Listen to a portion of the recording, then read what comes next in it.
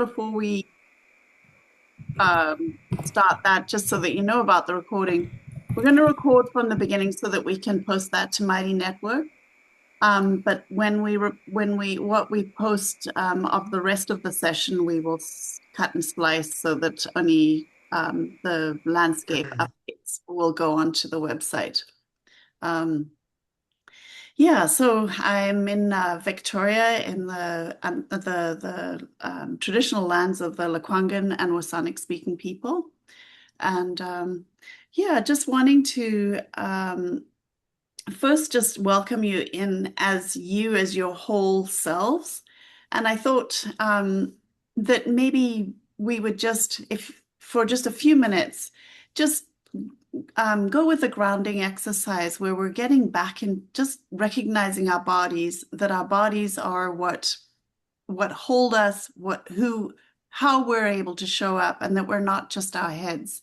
And so what I was wanting to invite you to do is to sit in your chair and maybe reach up and stretch up as high as you can, stretching your back so that you can feel your spine extending. And then push your arms right out to the sides and sort of reach out to what your tips of your fingers can touch. And then your feet, just wiggle your toes. Keep your, and feel your feet. Feel that they are connected to the rest of your body. Feel what that does to your legs, that moving your legs while you wiggle your toes. And then wiggle your fingers. And these are the extremities of your body that sometimes we just take for granted and don't pay attention to. And now just wiggle your tailbone on your chair and just feel your whole body wiggling. And now just, if we take a deep breath in together and breathe right down in and fill your chest cavity so that it expands.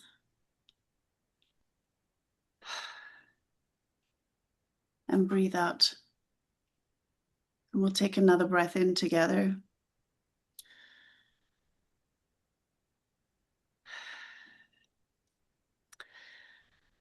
And yeah, welcome to the space, and just really just reflecting on how our whole bodies, what we feel, what our skins feel, what our skin feels is what allows us to know what we know.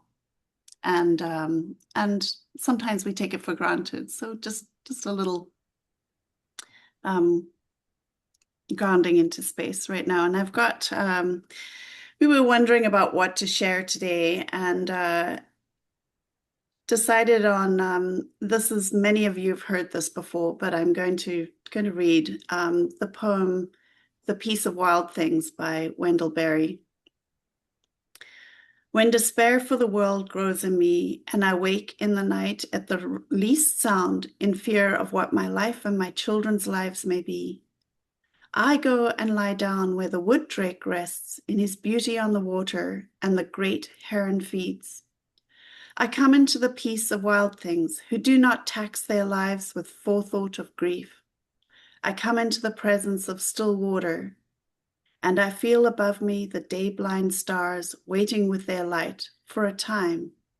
I rest in the grace of the world and am free. So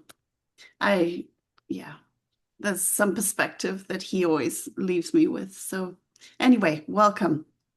And I'm going to hand back to Brandon for setting some context for the session. Yeah, great. Well, thank you, Claire. And just, yeah, again, it's wonderful to see so many familiar and new faces.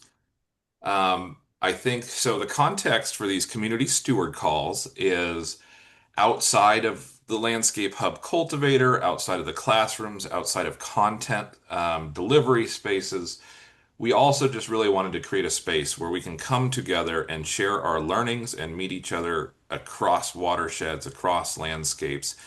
And so we've really created this space here. And this space is also about us coming together to create and starting to model what a story-based reporting template actually starts to look like.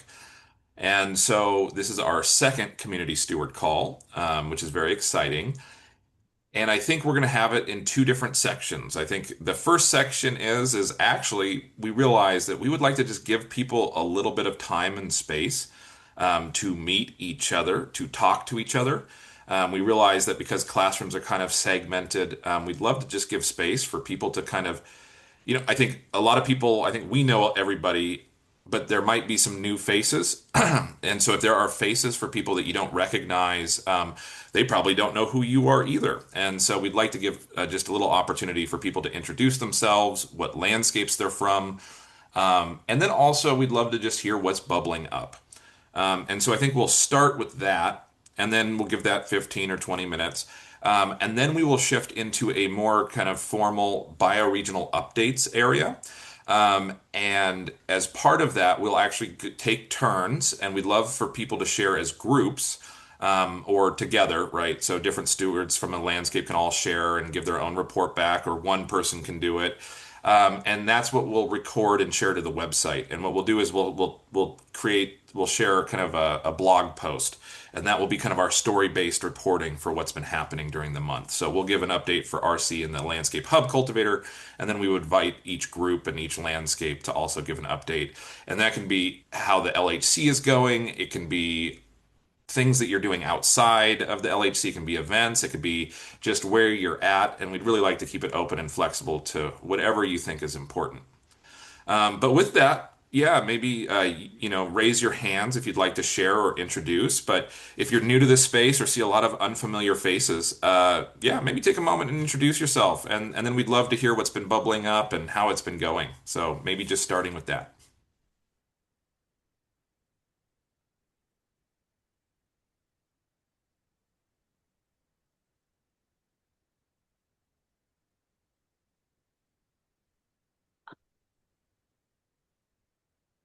I think I can start. We're kind of new to the space, Melanie and I. Um, we joined, I don't know, maybe 3, 4 weeks ago. I can't remember even.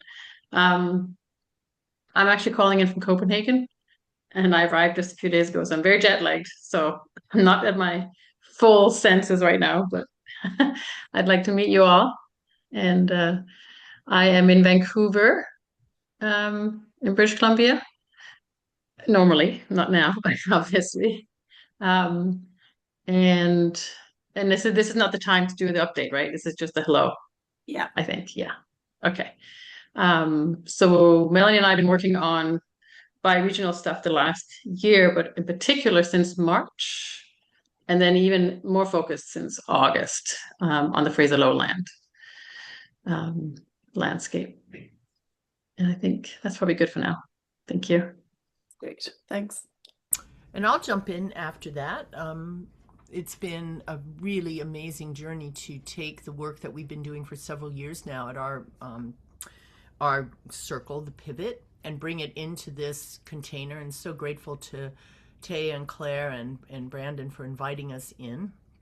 It's a revelation of how this is all going to unfold. And I live in Eugene, Oregon, so I'm the exception to the group in that my focus on the Pivot in Fraser Lowland has me at a distance. So that presents its own really unique set of thinkings and opportunities that we're navigating even now.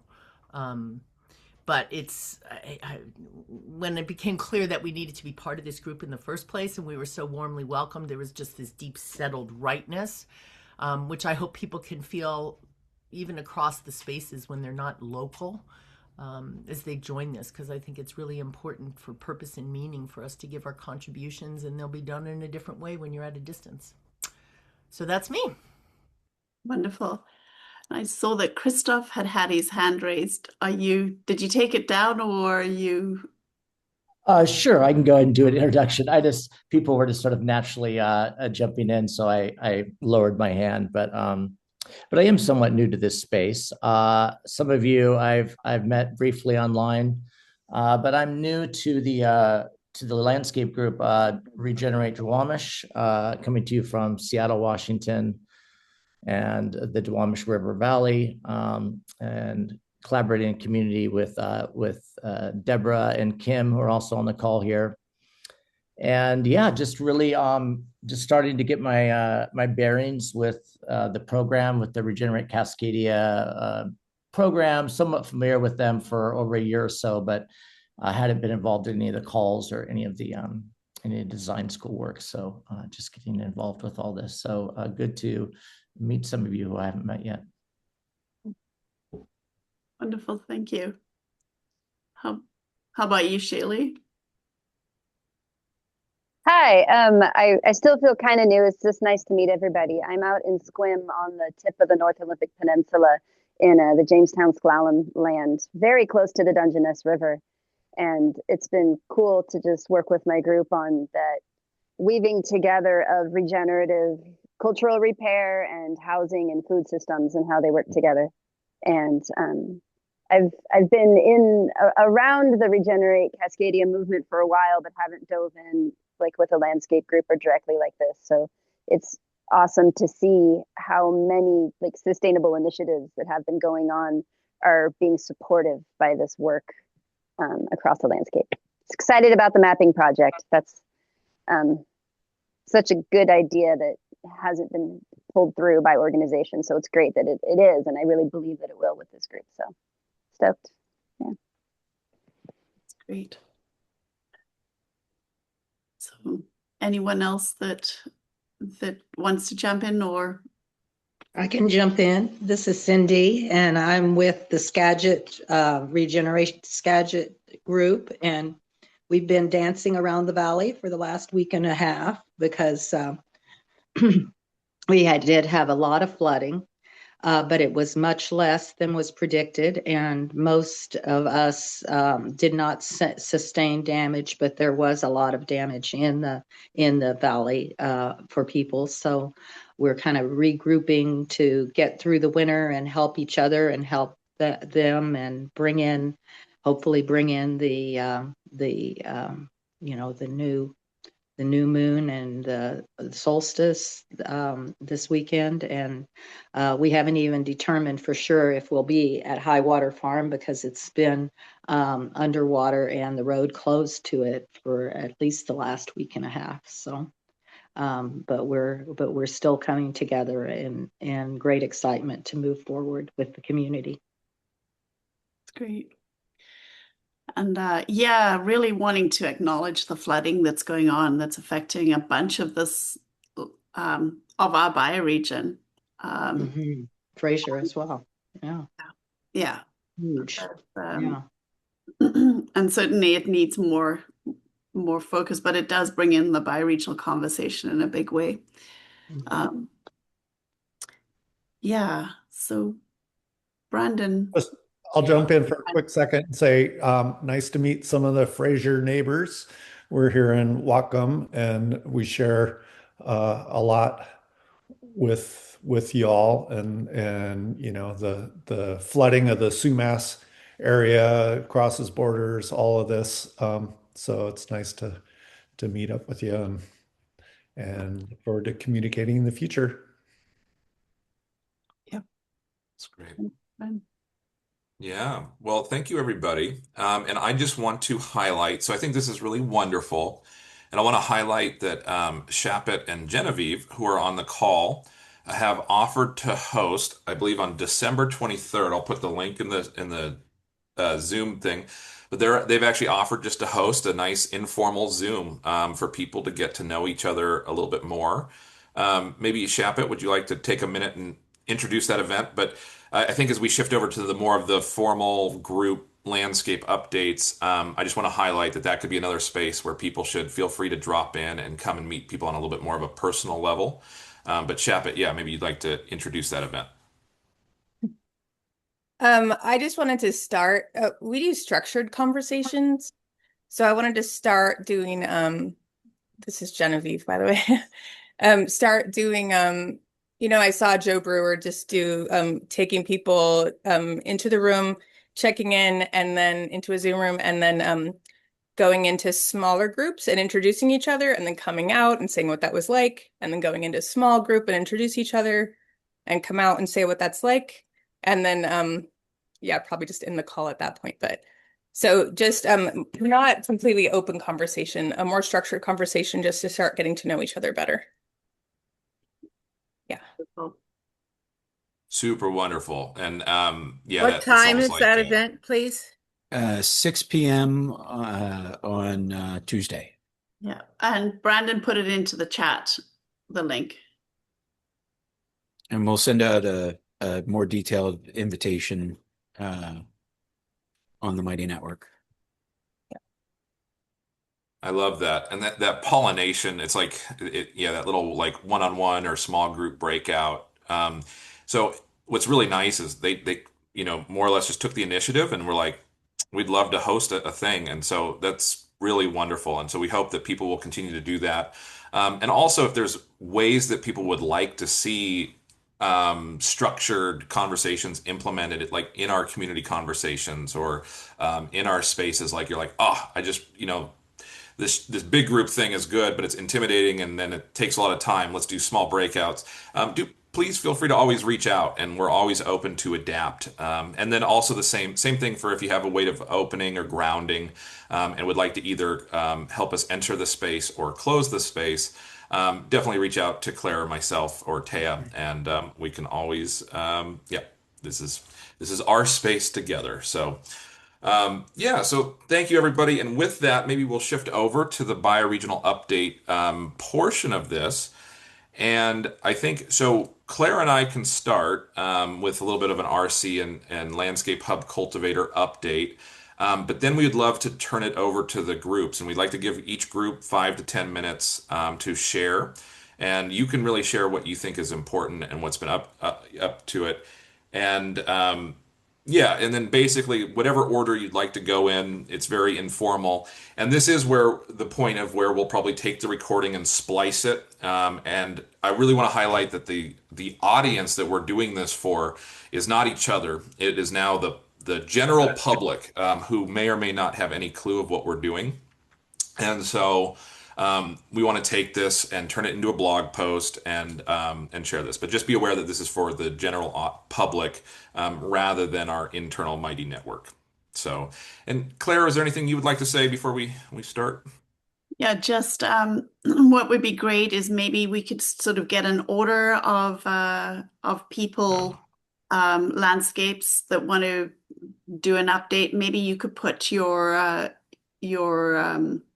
just put your names in the chat, and we'll just stop to put an order there who might be doing that.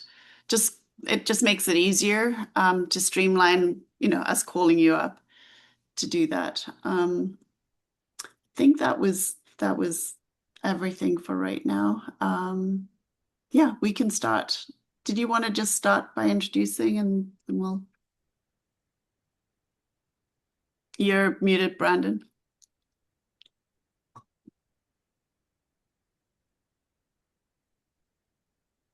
Yeah, sorry, give me just one moment.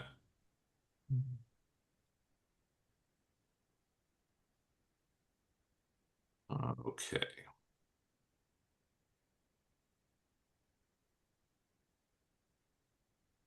Yeah, I would really like to just start by thanking and welcoming everybody to our second Community Steward Call here on December 18th and our last gathering before the holidays.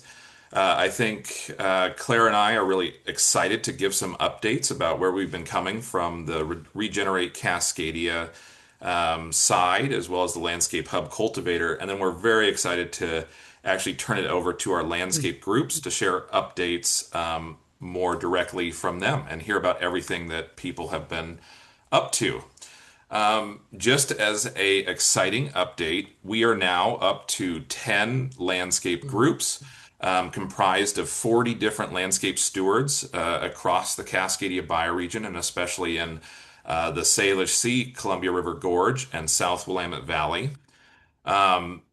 And we've been very, very active, and this community has been very, very active. And so I think we want to celebrate and give a lot of props to everybody who's been joining us through this process. So far, we've had 2 different content delivery sessions. 6 classrooms, which happen every week, broken into 3 different sessions, one on Tuesday morning, one on Tuesday evening, and one on Wednesday evening, as well as this is our second monthly kind of steward call where we give these updates. And in addition, we have weekly office hours where people join us and we can answer a little bit more of those nuts and bolts questions. And then we've been very excited to see people really using and adopting our this new kind of Regenerate Cascadia internal Mighty Network space where people have landscape group spaces and they're sharing resources and where recordings of all of these different sessions can be found. And just to highlight that we're moving right along, we're in our second month now. We've really moved through our onboarding and community building.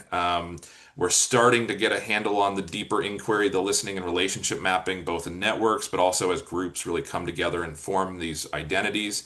And now we're really shifting into our phase 1 kind of outputs, which is really geared towards this story-based reporting, a showcase, and then building towards a landscape showcase event, which will be at the beginning of February, and really working to actually start getting these, continuing to start to try to raise funds and get included in different grants and various different things. And so moving right along, straight into our story decks, and then moving towards this landscape showcase event, which will be really an opportunity for groups to present the work that they're doing with the idea that it's such a powerful opportunity that the sum is more than the parts. And with that, I think I'll stop sharing my screen and turn it over to Claire. Claire, do you have any updates? Yeah, well, just this is more of a reflection on what's been happening and what we've observed. But, it's the LHC, the Landscape Hub Cultivator, has not always been an easy program to articulate, share, and have everyone understand what it was that we're meaning and what the intention is. And as we've been going along, it's been really wonderful to see some of the groups that have been, many of them, some of you have been working together for many years, and some of you have just come together. And, that brings in different challenges, opportunities. And what it's also done is it's allowed us creating the spaces for that sharing to happen, has allowed for these ahas that we've been able to see happening over and over. And you can start seeing the richness of that learning space. And so because we're in most of those sessions, you're seeing some of it. We're seeing across those different sessions, this real richness and the potential of learning together, learning to coordinate at a landscape, at a bioregional scale. And we're only just the very beginning. So as we learn and get better, this will feed into the next the next revolution, sort of, if you talk about a hub and spinning and like the seasons are turning, as we go around each time, we will be able to add that learning in and how we come together in a more coordinated, cooperative way. And so that just feels very exciting and very potent. And maybe just a reminder just to say, it doesn't matter where in the world these efforts are happening. This is kind of this is the foundation of everything else, what everything else is built on. Doesn't matter how much you want a bioregional financing facility or the technological coordination. If it doesn't have this relational layer of being able to work together, it doesn't get sustained. So the other part that we just wanted to reflect on is just how much we've really appreciated hearing reflected back from you, the recognition of the minimum viable process and the slowing down, and not rushing ahead at this point because if certain parts are left out. it will not be helpful later on down the road. So yeah, seeing that really sort of landing for people has been really great to see. So yeah, I maybe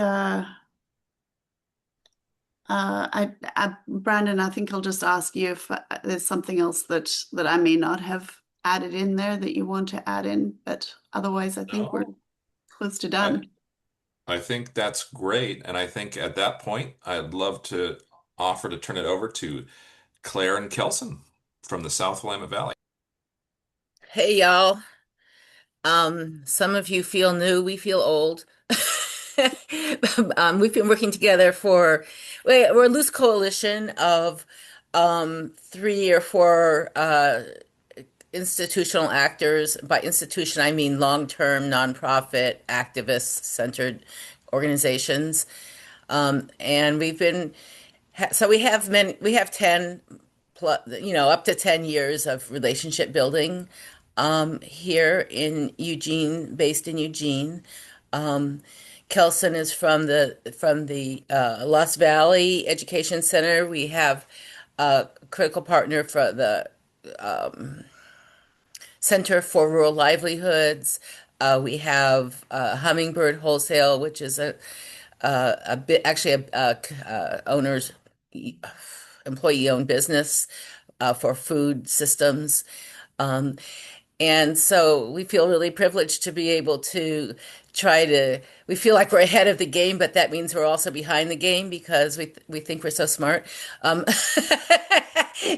As Claire was talking, I was thinking, okay, what are the pieces that we're missing? But what we've done is we have 3 action circles. We have about 12 people involved, and our focuses are building a bioregional education network as opposed to a center, and building an integrated regenerative economy in Cottage Grove, in a rural town that could be a model for other 10,000, 15,000 size towns in rural areas that's based out of Cottage Grove.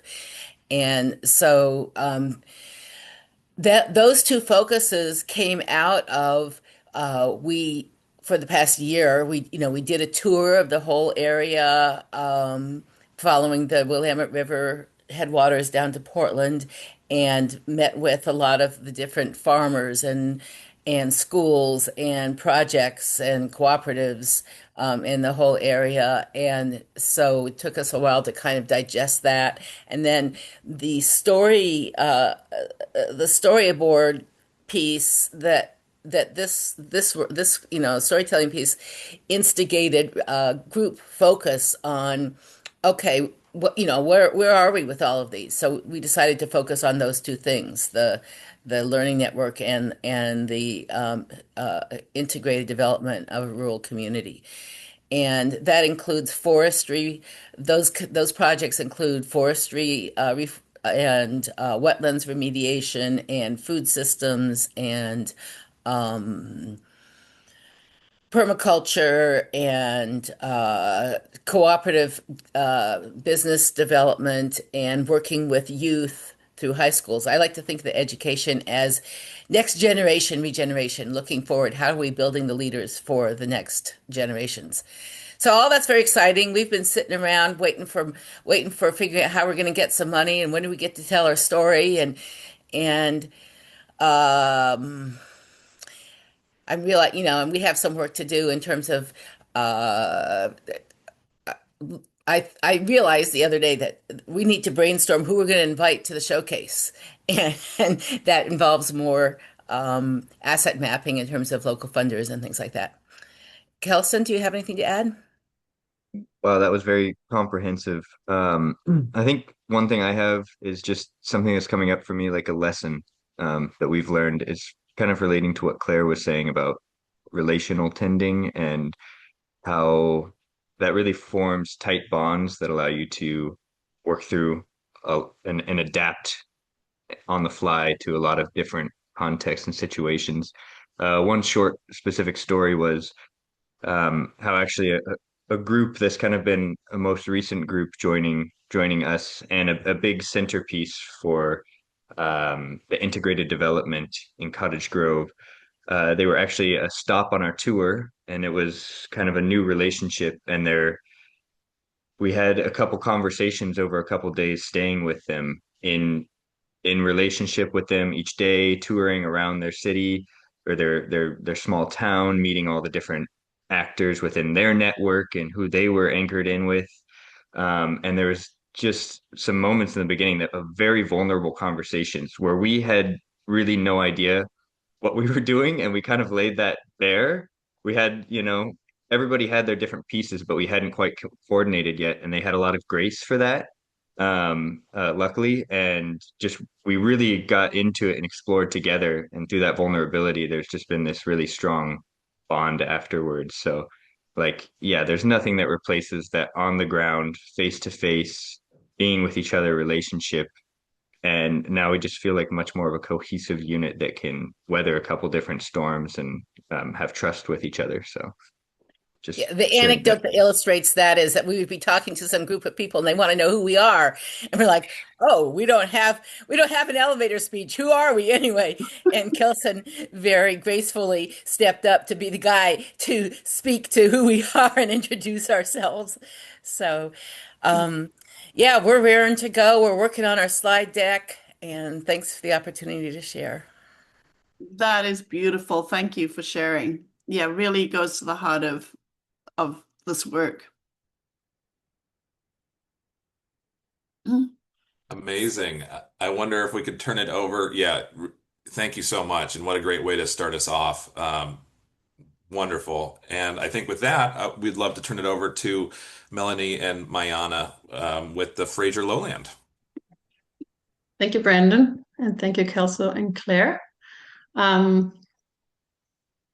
Melanie and I have been working together for 5 years, and our focus this whole time has really been in many different shapes, but healing the soil through lifting up transformational leaders to heal communities.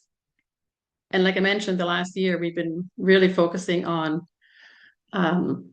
bi-regional methods to do that. And it's a very interesting story how we got there, but it's probably too long story for now. And so we have really focused on this space, Fraser Lowland, for the last 3 months, since end of August, really. And we've come up with a focus on, so we have a 3-pronged strategy. We're going to focus on the mapping, and we're just starting to talk with a farm called Abundance Community Farm, who has been doing a lot of this bioregional work and mapping work, but more in a relational way, not actually mapping out the biology and the geography and ecology and the community, but they have a lot of connections. So we're going to invite them in to do the actual mapping with them and to map out the value flows between the farm, the input to the farm, the output to the farm, et cetera, et cetera. So we're hoping that'll be a great entrance for us into the mapping work that's part of this, and to introduce us to all the people that they're already working with. So I'm not going to go into all the details of that, but that would be a really amazing start for us to get started. We are also really focused on the capturing of stories. We really believe that we need to hear the stories of people in place, and we need to hear the stories and the narratives, and then we can start to change cultures and change systems. So that's a second prong. So we've got the mapping, and we've got the storytelling and the narrative shifts, and then we've got the convening. So the convening is, of course, part of the relationship building between all the different people we're working with.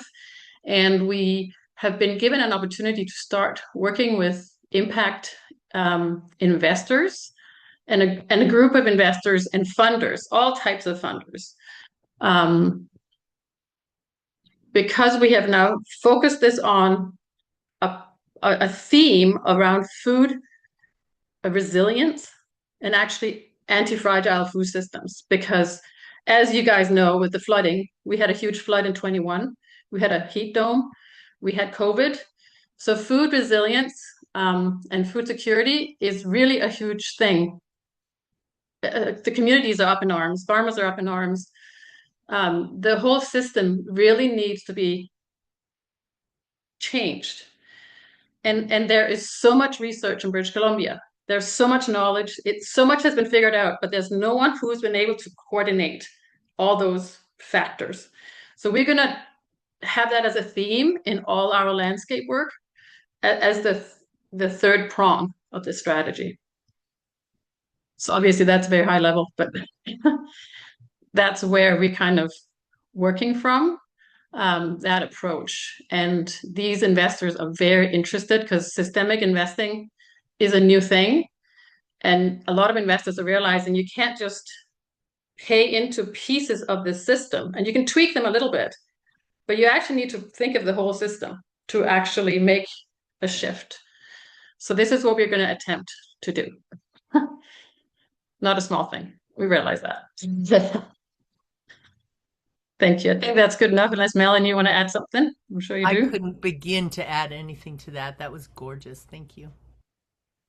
Okay. Yeah, it's wonderful. Thanks, Marianne. Wonderful. Moving now to Mount Olympus, and maybe April, would you like to start it off? Well, I think the other two might be more adequate for giving all the details. I can just speak to my own part in this process, which is my focus is funding and helping with event coordination, because the two groups that I've been working with, did I just get kicked off? The two groups that I've been working with outside of the cultivator are both event groups focused on bioregionalism and restoration. And I'm pretty connected into the funding world, and grant writing is, I have a business doing grant writing. And so I'm supporting the food system work and farm housing that Asha and Shaylee have proposed. So I'd love to pass it over to one of them if either one of you want to jump in. Sure. Our group, thank you, April, Mount Olympus, is so we're new. We all met in October for the first time, Shaylee, myself, and April. And then there were some other stewards that actually were a part of this activation. I think it was 2 years ago. That was a lovely input. So cultivating the relationships that have already been here is really something I'm passionate about, especially because in this region, there's a lot of artists, there's a lot of activists, there's a lot of land stewards, farms. And then the indigenous nations are the population that we really want to give voice to. So definitely bring in all these different people that have been here before, a lot of influx of people moving post-COVID, and what that looks like as the landscape is shifting because of our, development in this region and loss of farmlands. And to that, we hope as a group, we can have events around that give more reverence to people who have been here, as well as understanding the needs of the region. We have a high population of poverty here in Clallam County. There's a lot of drug addiction. We have a lot of just high needs, especially related to housing. So individually, as group members, we pull in that liaison relationship to different organizations and people who are doing incredible work. And I'm looking forward to hosting those events, as well as we've been navigating what it looks like in the spheres that are already working. So there's been events that have been posted on Mighty that I'm learning how to use that platform because regionally there's a lot that goes on, and how we can cultivate those relationships going forward for that greater work impact of cross-generation is very integral to the work that we are doing here. And off to Shaylee. Yeah, it was great hearing both of you in the other groups, because there's similar threads, because the regenerative things that are coming up, like like the importance of relationship building, mapping, and storytelling. And with us being in this really dispersed, super rural community that kind of hangs across the top of the Olympic Peninsula. So this is like all wilderness with this little thread of civilization. A lot of what we're doing is growing awareness of the people who are here. And I tried to make a like 2-sentence summary of our work. So I'm just going to read that specifically, we're developing a model that weaves culture repair and housing solutions into the fabric of regional farm site development. And the way to sustain this is through a resource share cooperative that increases access to facilities, markets, and administration so landscapes of any scale can capture profit from their unique, abundant resources. And I love the word that Marianne of the Fraser Valley said about network. And there's so many unique pieces out here that don't know what they have, or they can't use it because they don't have the skills. And with that awareness, we can learn from each other and be more effective using what we have. Like our communities are so rich, even though they feel poor often. And that's a beautiful thing about what we're doing through learning from each other, having the storytelling and the mapping and the relationship growing. So thanks.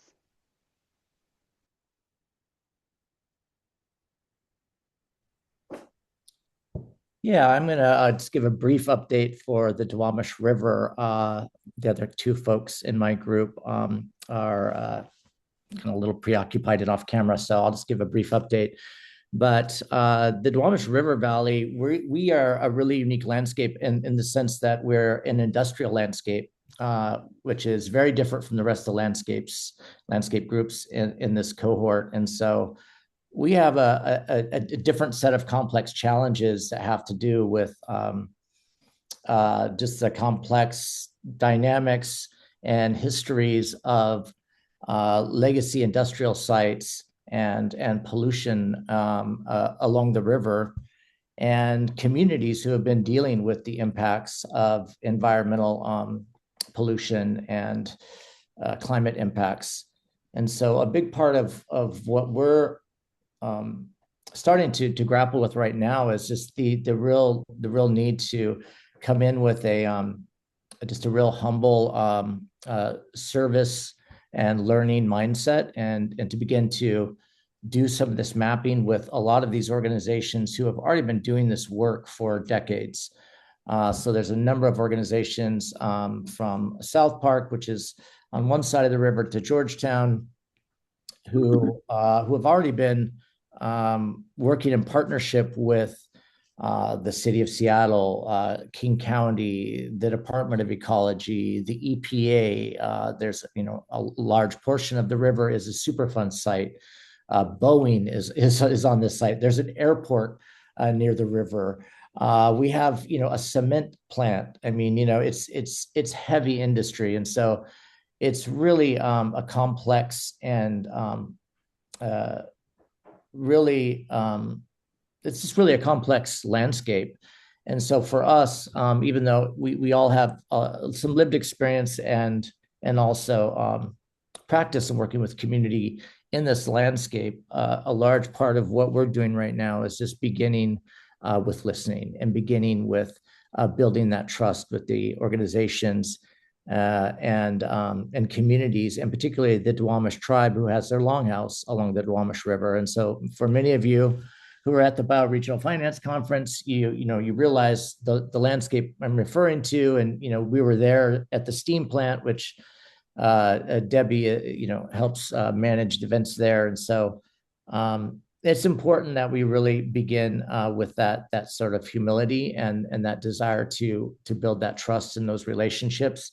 Because even though a number of us have individual relationships and have been working in these communities for years, as a group, as Regenerate Duwamish, we're a completely new group, and the last thing we want to do is come in and sort of start to think that we know what's going on and start to impose any new frameworks or ideas or anything onto this complex web of relationships that's already there. And as others have also mentioned, I'd say one of the things we're really thinking towards is how can we be facilitators and capacity builders for starting to surface the complex work that's already going on in the relationships and the stories and the histories and the projects and the initiatives and the money that's already flowing into projects in this region. And so that's where we're starting. And we're even starting further back from that. We're really also examining the language we're using and how we're representing our group. And we were just working on just actually reviewing and revising some of the language around our website and how we describe our group. And so we're still in that forming stage as a group.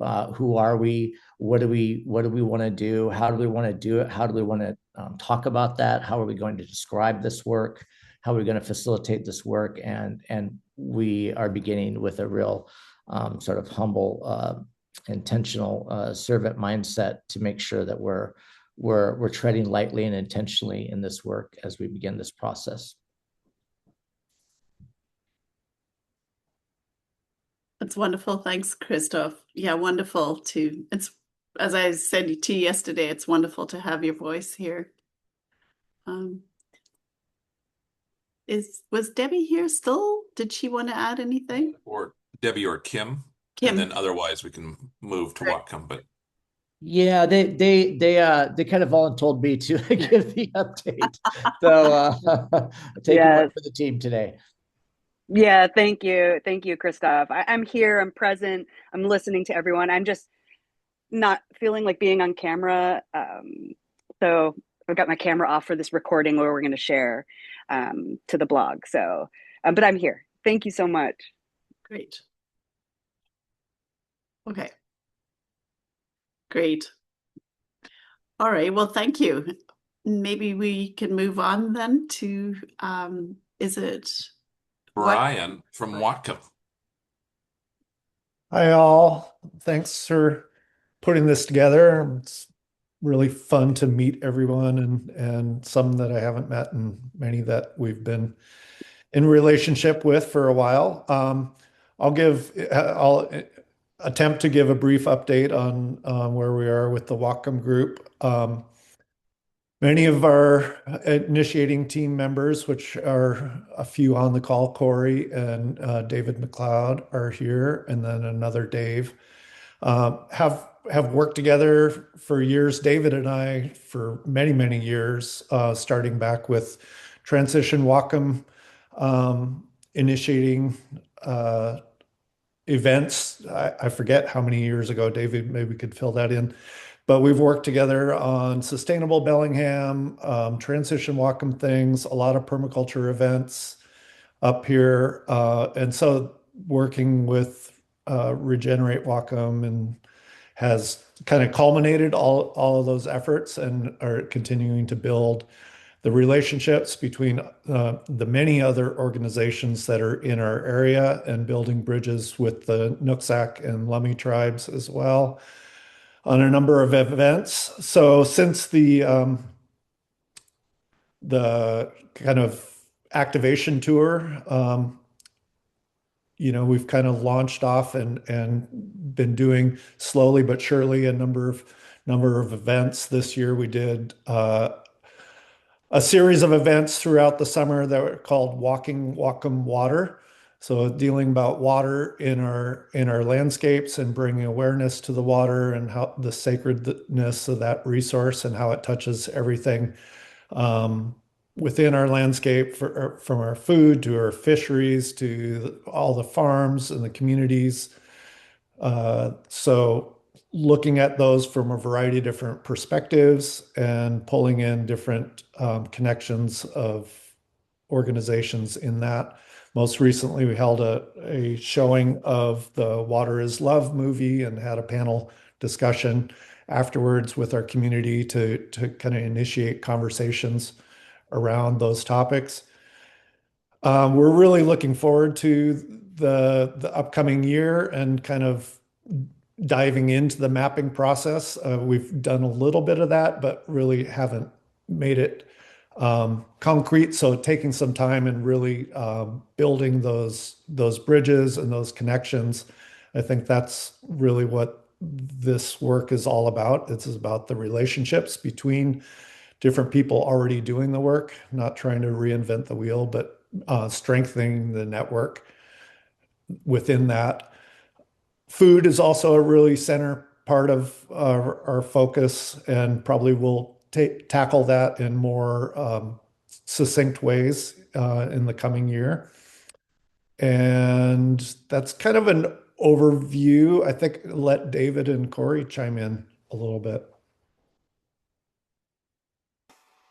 Okay, I'll go next.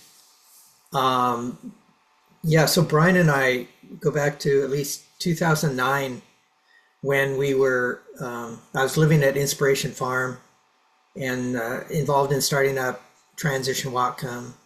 And we had the first permaculture design course in that year. So he and I have been at this for a long time, and then re-engaged with the activation tour in 2023, and then bringing Dave Ketter on board, and then Corey, who's on the call, and let her talk next. So we've been doing a lot, and including building up a website, sending out newsletters. We've got a pretty significant email list, so we send out newsletters regularly that not only promote our events, but also let people know what else is going on in our community that they could be involved in.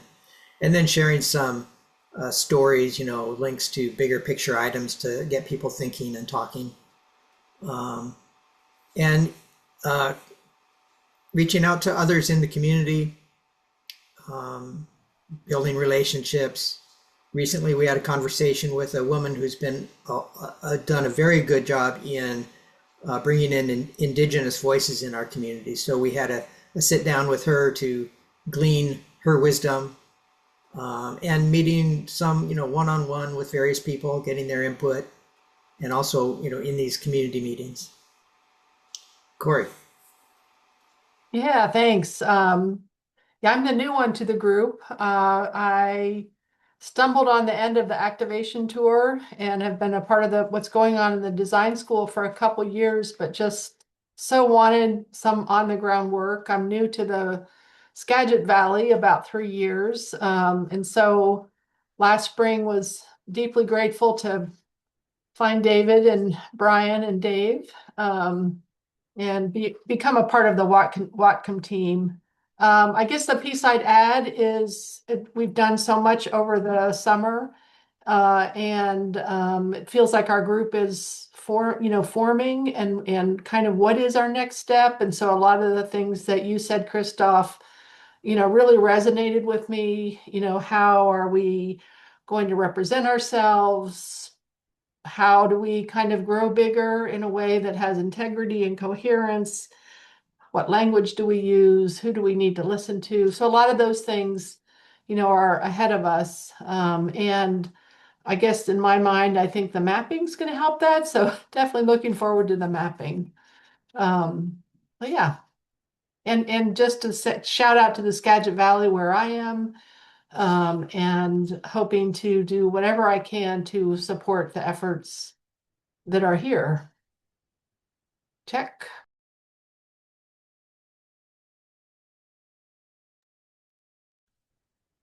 Wonderful. Yeah. Thank you, Brian, David, and Corey from Whatcom.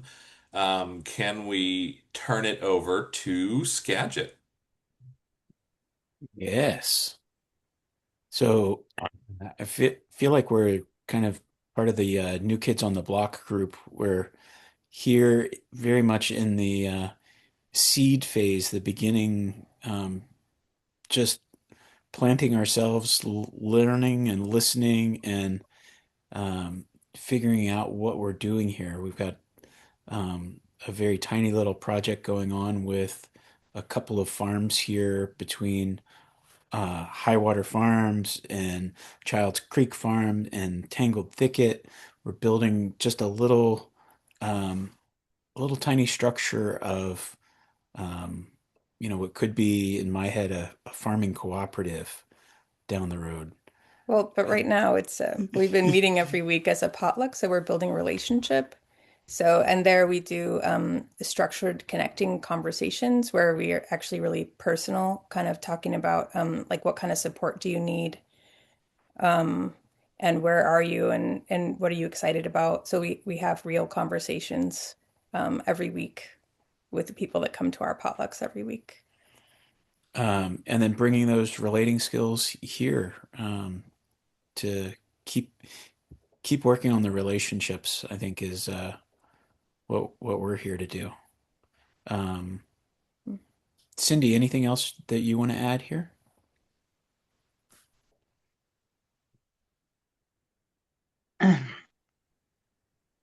I think we are kind of like the new kids on the block that got caught by a big flood and recognize that there's a lot that we can do, and we know so many and are grounded in so many of the other efforts that are out there to hold this community together. But ultimately, community building and support of small farms is at the core of what we want to move forward with. Yeah. Wonderful. Thank you.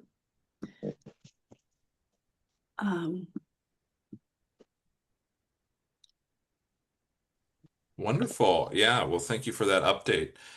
Sue, I'm wondering if you'd like to give an update from Vashon Island.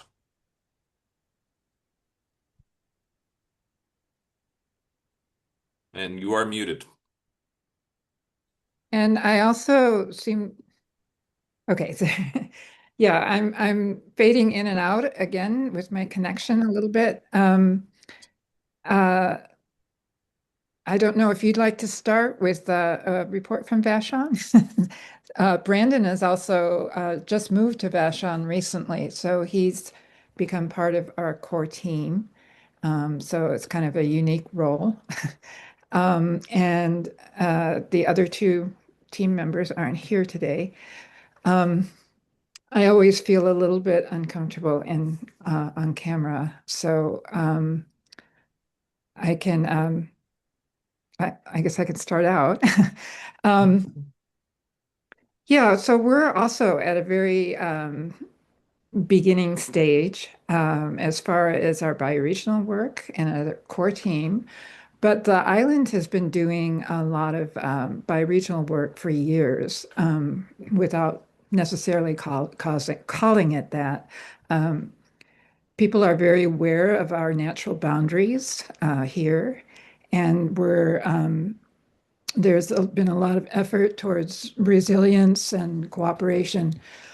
There are a lot of small farms that almost work as a cooperative farm in the way that resources are shared. And there's a land trust that's only focused on the island itself. So it's been very doing restoration work within our 4 watersheds. It really brought a lot of salmon back to our creeks that have also helped bring salmon back to the Puyallup River, which is polluted, and they're having problems. The Puyallup tribe has been working with the land trust to utilize our creeks on the island. There've just been a lot of efforts that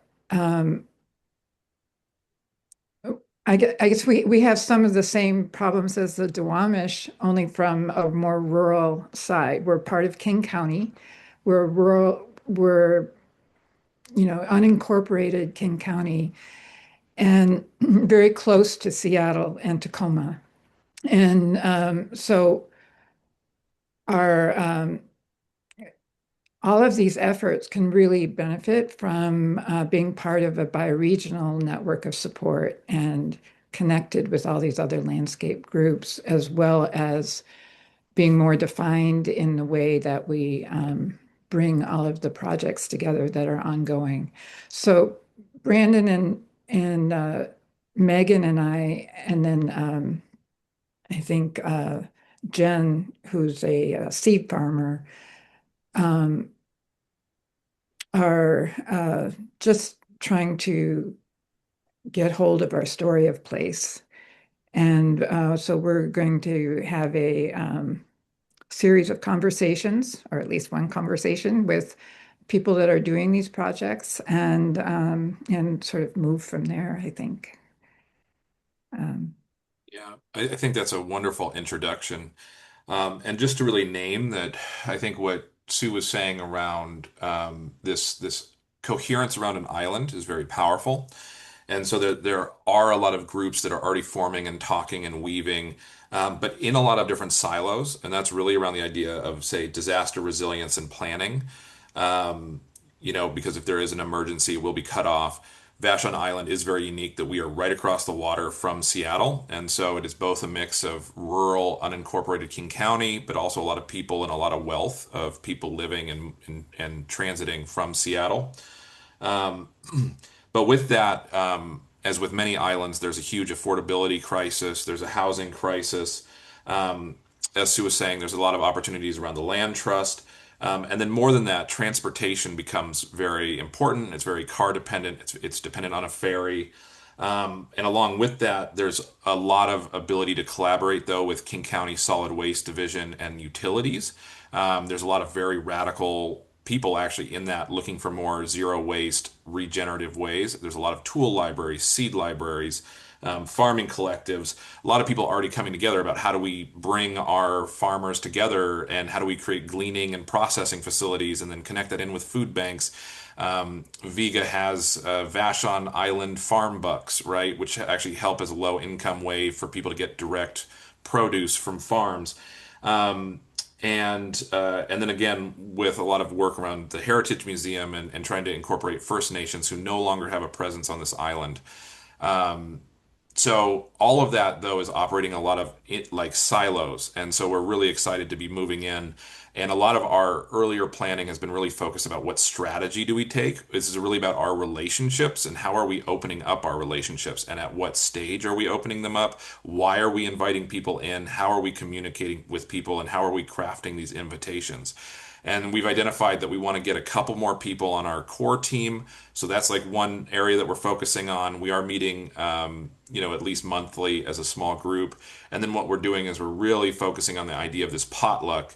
We're going to do a potluck the week before the showcase. And that's where we're going to start to open it up to people that we might either want to invite to the bioregional mapping or that we want to the people that are leaned into the work that we're doing, but maybe have questions about Regenerate Cascadia or the LHC, or don't, they're leaned in, but they don't understand what we're doing. And so we're trying to use these two events to kind of bring people in, and then move forward into more publicly starting to open up, and being very strategic with how we're doing that.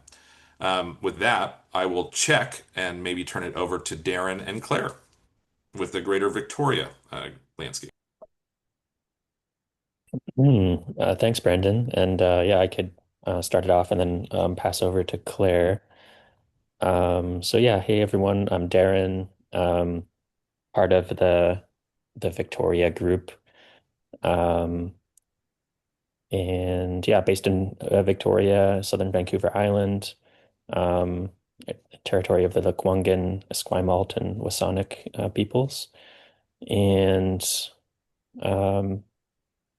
yeah, home of like the Garry Oak Meadows and Pacific salmon, and we actually had kind of came up with a name for ourselves of like the Salish oak seeds, to kind of pay homage to the Garry Oak Meadows here. And yeah, just really excited to be part of this cultivator. And yeah, Polly Orr is also a co-steward with me of the Victoria group. She can't be here today, but she also lives close by to me here in Victoria. And yeah, some of the things that we're really excited about is just the whole concept of bioregional learning, and I'm excited about kind of building out like a bioregional like knowledge commons and learning community to have a living map and like a nervous system for the region. So being able to map out like projects and resources and how they're connected. And this is like very kind of in line with work that I do in my professional life.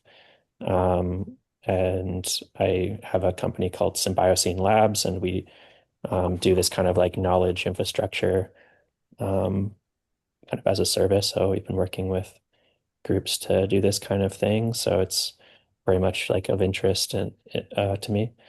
And yeah, just a few of the other things that we're excited about is kind of cultivating the story of place. And we have ideas for how to kind of engage in like an oral history project to retain like the wisdom from elders in the region and to keep the stories alive that they have to share, and being able to like pass on like knowledge and wisdom to future generations. And also like the BioFi work. And another company that I co-founded is called Quaxala, and we do like bioregional financing work for forests. And so it's something that I'm like already involved with and very interested in. And so really looking forward to developing that out. So yeah, like knowledge, commenting, bioregional mapping, story of place. These are all things that I'm really excited about for in the new year. And we already have a few relationships with some local groups, and it's great to live close by to Claire, who has, and just like other people that are really holding a lot of that. So I feel really well supported, and like there's a lot of potential and just a lot of like threads to be woven together. And I actually recently had a potluck at Claire's house, and so I'm really grateful to live close to her and to be able to just have those kinds of intimate in-person events. And that's the kind of gathering that I'm looking forward to having more of in the new year, bringing local change makers together, building relationships, weaving the network in person. And so, maybe I'll pass it over to Claire. Yeah, thanks, Darren. It's great to have others to work with in my local landscape. And also to have the process coming up with the bioregional mapping. It just feels like I've been looking forward to this for a long time. There are like extraordinary things happening in our landscape, and just to name a few as well, in addition to what Darren named, was there's a group that sort of like a consortium that has been working together for at least the last 7 years, and they formally came together earlier this year as the Salish Sea Hub. So it's the University of Victoria and the Native Friendship Center, where they do participatory research, and the mapping collaboratory that was out of UVic, the Victoria Foundation, and various other researchers looking at and mapping various aspects of the ecological and social health in the Salish Sea area. And so because they've had such a really like a bioregionally focused slant to what they're doing, and yet they haven't been looking at themselves larger than like within the bioregional context. I'm excited to bring that, what they're doing and what those relationships that they hold, into this larger conversation. So and then there was another group that is focused on the Garry Oak ecosystems. And, before they used to just have like a trickle of people who used to come to their events. And I attended the most recent one. They've had a little bit of a shakeup in terms of the funding that they had. And there's been quite a lot of work in the last little while, so I wasn't quite sure what was, yeah, what it was going to look like. The entire auditorium that could host more than 400 people was packed. In fact, there were people who couldn't actually register for the event.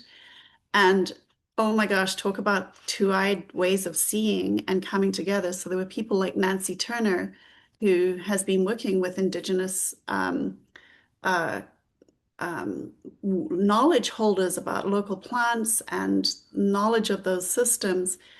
She was there, and I can't remember the name of the project, but it's on Salt Spring Island, connected to Cowichan, and restoring ecosystem or cultural systems that are part of the food system there. So anyway, just to say that it feels like there is so much that is alive and that really needs to be connected to each other.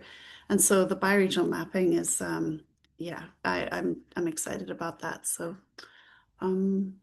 yeah, I could say a lot more, but I think I'm just going to leave it there. Maybe just to say, one of the things that has been a little bit of a focus for me in the last while has been the fact that we do not have a nonprofit entity on the Canadian side. And so that is, in terms of the structure of all of that we're doing, that's one of the things we've been working on, is to make sure that there is that support able to be offered to the Canadian side. So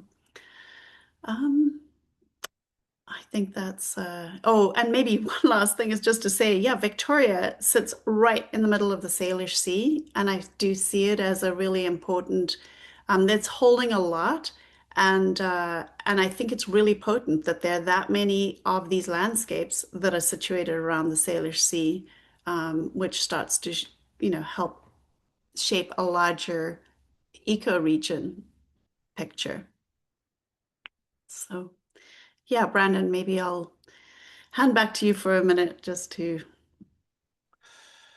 No, I think with that, we have about 10 minutes left. And so just would like to say thank you for everybody joining us. Thank you for all of our landscape groups who were able to come and share updates with everything that you've been doing, with record flooding happening, with the holidays coming up, with joining us through the LAC, with doing all of your work in the landscape, and also with an acknowledgement that one of the things that's really amazing about this cultivator and these groups is almost every single person here also has their feet firmly planted in a landscape project of some sort, or a site, or a farm, or a permaculture project, or a community. And it really is amazing to see this kind of relational weaving. And so I think we could just wrap it up there and really just open it up for what people might like to see for the last 10 minutes. Yeah, and I know that some of you have, I know we don't have a lot of time, but I know Claire's asked to share a reflection, but if there are questions about the landscapes, we didn't open it up for questions in between the sharing, just because we wanted to make sure that we got through everyone. But I'm sure there are lots of questions. I also want to just say a huge shout out to Taya Seidler, who's not here because she's in Australian time, but just how much gratitude for the time that she's taken to set that Mighty Network space up, and a lot of the other things that she does. I mean, it's not just Taya, it's all of us, including Brandon. Brandon's been a big part of that as well. But yeah, just that is such an incredible space as an incubated space for us to co-learn together. And it really is a co-learning space. And I hope that you're feeling that it's not us who are, we are creating the structure and we are leading some of this, but we're doing that with as much of a light touch as we can, so that this is a co-creative space, because as you can see, how much incredible richness there is in the landscapes, and you're just the tiniest tip of the iceberg of what is in the landscape, but you're stepping up to help hold what needs to start coming together. So I'm going to go to Claire, but Brandon, I know you've just unmuted, so okay, Claire, and then please others. I was noticing as people shared about how many of us are working with people who have worked together have worked together for a long time, or with organizations who have siloed or diverse activism for a long time. And I think that the way that this work is integrating those efforts and building on them is really a symptom of being the next era. I'd like very much to hear all that. The other thing, as people were talking, my ears perked up on expertise that you have or experimenting with, and in particular for me, it's accessing funding, and implementing the BFF stuff, and the other thing is building relationships with Indigenous communities. And so I'm wondering about if, to use the Mighty Networks platform to do workshops for each other. If you have a particular experiential knowledge, I want to learn from you. Thank you. And the third thing is in regards to the disasters with the rain and the climate. I posted in the notes, Disasterology is a really critical book, which changed our thinking about disaster response and preparation to disaster is the time to intervene, to shift the system. And that's, what Naomi Klein called shock doctrine, but we can shift the system to the new system. And in the feed of the Mighty Network stuff, I put some other resource links in the Mighty Network feed. So thank you everybody for all you bring. Thanks, Claire. Yeah, really, really, really important. Has anyone got anything that is like questions that are coming up? Otherwise, we'll go into just a checkout, and we'd love to just hear how what you've been hearing from others, how this is holding together. Just a sentence as a checkout from this time together. So maybe we could start. So maybe we can, Brian, yeah. I heard a thread that, we've all heard it before, but just that we're building these relationships, and it's about the relationships. That's like the most critical thing. And just to hold that and to really call it out and bring it center. That's wonderful. And Brian, I'm going to ask you to pass on to someone else, but I forgot to say, why don't we use our system that we've been introducing, which is if everyone can raise their virtual hands, we'll kind of know who hasn't gone. It's a big enough group, it's hard to keep track. So yeah. So April. Yeah. I really enjoyed today listening and hearing everybody's different systems, and it helped me to write down some questions to make sure that our group is able to answer those. And so I'm really grateful for that. And I've been seeing a lot of work being done by Shaylee and Asha, and I'm really excited to introduce some of the things that I've been working on in the background. And I'll pass it on to Kelson.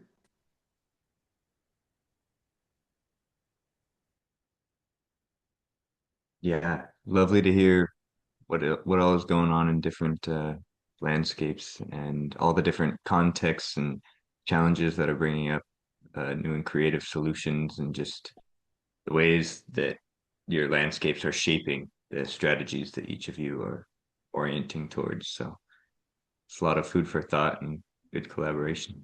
Thank you. And I'll pass it on to Corey.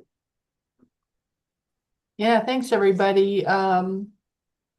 Really appreciate after a few years of the design school and frameworks and the conceptual level, which is very, very important. Just hearing how people in your landscapes, the more practical applications. So I really appreciate that, and have a nice little list of good questions to think about. So thank you. I'll pass this on to Melanie. Thank you, Corey. I want to just really say I'm left with this expanded feeling of gratitude for the Regen Cascadia team and all that's gone, the roots laid down to have conversations like this, and just feeling the flowering that comes out of those roots that leads to places we can't even quite imagine, but knowing the ripples have such a profound effect. So I'm just feeling a lot of gratitude. And I will pass it to Christoph. Thank you, Melanie. Yeah, similarly, I'm feeling a lot of gratitude and also just a lot of inspiration for all the work that all of you are doing. Being new to this space, this is really just filling me with a lot of excitement for the work ahead for our group and to work with all of you. And yeah, deep appreciation and gratitude for not just everyone who shared what you're working on, but the Cascadia team as well. So looking forward to the new year and working with you all on this. I'll pass it to Shepard and Genevieve.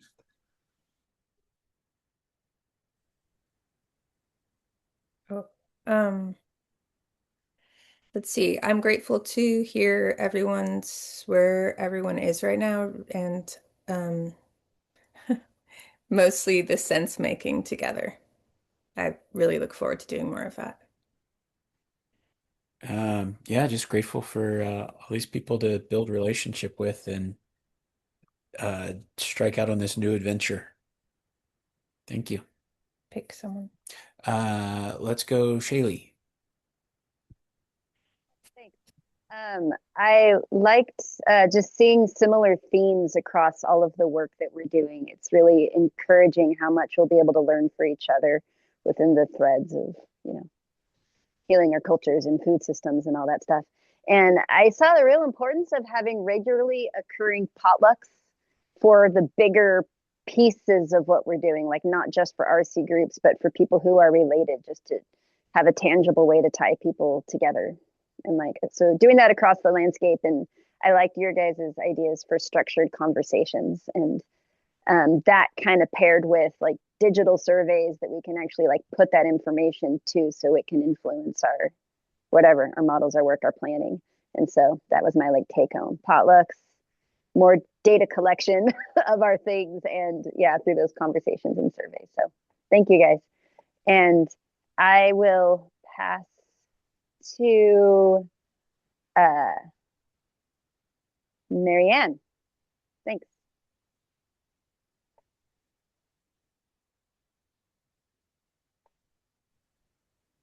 Thank you, Shaylee. Yeah, it's so great to hear how everybody's approaching this work. Obviously, there's a red thread through all of it, but it's really nice to hear what exactly you're working on. So I really appreciate that. And David, you were saying that Whatcom is starting a panel discussing, how to use the recent flood events. I just want to say we should probably coordinate or communicate, because we've had, since the flood in 21, which really hit the BC side much more, we've had a lot of dialogues, institution, a lot of research. We have a lot of information. We just need to start acting on it. So it's not like we're missing knowledge or suggestions on what to do next. So we should definitely coordinate, because it hits both sides, obviously. But yeah, it's so great to hear what everybody's working on. I appreciate that. And I'll pass it to Sue. Yeah, this has just been really inspirational to hear what's going on everywhere. and it's just really exciting. I know I've been getting excited about the possibility of doing whole island projects, but it's also really exciting to see how all of these projects really could be bi-regional wide, throughout the bioregion, and really collaborating with one another. So it's really exciting. Thank you. Who do you want to pass? Yeah, I'll pass it to Claire. Claire, it's Clary. Claire Owl. Okay. Yeah, I just I've got to know all of you a little more, and it just gives me a lot of excitement to see the the the potential between the parts just starting to kind of unlock. And it's when we share our stories and start to kind of actually sometimes struggle together a little bit and figure out ways of being able to work through those challenges that clarity starts to come in, which unlocks further capacity to do more together. So yeah, very, very excited. Yeah, just it feels more than just this is certainly not just work. It really feels like a life passion. So I will pass it to someone who doesn't have their hand up, but Cindy.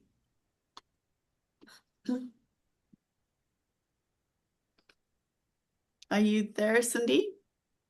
I think maybe pass it to someone who has their hand up. Okay. I'm just wondering if Deborah, she doesn't have a cell phone camera, but So again, I think maybe go to someone who has their hand up. okay, Darren. Thanks, Claire. And yeah, just feeling excited and inspired and yeah, grateful to just be part of this community. And I feel like I'm still just at the beginning of like getting to know everyone and kind of grasping what, everyone's working on. And but it's just exciting to like each session to just kind of continue to learn more and get to know people better and to know that there's people, close by that, I feel like I just want to like go and just expand um my ability to just like know what's going on and just like, visit other regions and I'm feeling supported and just really motivated for the new year to to do this work. It just feels very rich in potential and feels like fertile soil to be, planting seeds and gardening together. So yeah, I'll pass it to David. Thanks, Darren.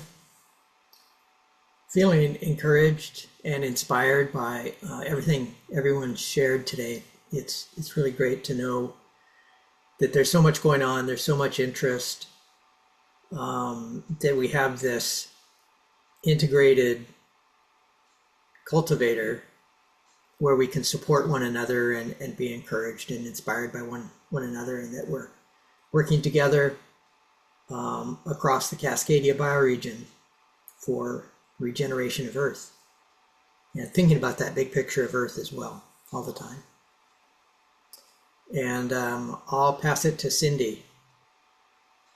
I just have to say ditto, David. I'm inspired by hearing from everyone in the entire greater Cascade bioregion today and seeing how some are so far along and others of us are still really, really forming. And I hope to be, as a part of Skagit, working real closely with Whatcom, and thanks for Corey as the conduit for that as well.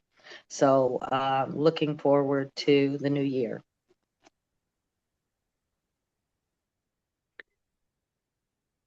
Who are you passing to, Cindy? We've got Kim and Brandon. Why don't we go with Kim right now, and then Brandon can close up.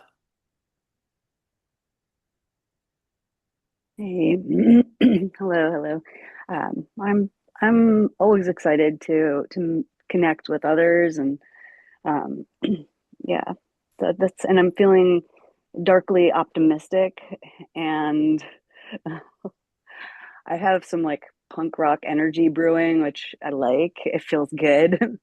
So yeah, excited for the next conversation or time that we can get to know each other. And I really like that idea of the one-on-one or smaller groups getting to know each other. I think that's where I'd feel a little more comfortable. And I'm excited to share show more of myself with you all. So thank you. And then, yeah, is Brendan? Yeah. Yeah, wonderful. And yeah, I really like that idea too. I think maybe next time we could model or try like the small group breakouts just as a start so people get a little bit of that small group time. Um, and just to say, I'm very grateful for everyone here and for the trust and patience that everybody is giving. Especially just, I think Claire and myself, and I think many of you go into a lot of other spaces. And I just want to say that from what I see, this is a very unique thing that we're trying, and this is a very unique group. And I actually think we're modeling a lot that other people are really looking at right now. And I think that we're doing a lot of learning but also modeling and doing a lot of sharing for people who are trying to find pathway forward right now. So that's very inspirational. It's very unique. And I'll just say I really liked what Kelson said early on of the relational tending and being open and vulnerable where we are in this process. I think one of the coolest things about this is we're not trying to lead with like we've got all the answers. We're not, we've got it all together, and so get with it. But actually, it's much more leading with emergence, leading with openness, leading with questions that we don't have all the answers in this time of crisis. But more than that, it creates like a vulnerability and an invitation for people, for funders, for community members to actually become part of the story and to join us on the journey that we're going with. And I think that that's a very powerful thing. So I'll just check out with a thank you. Thank you to everybody. And we're 6 minutes over time, but I might pass it over to Claire. Claire, close us off. Yeah, just thank you.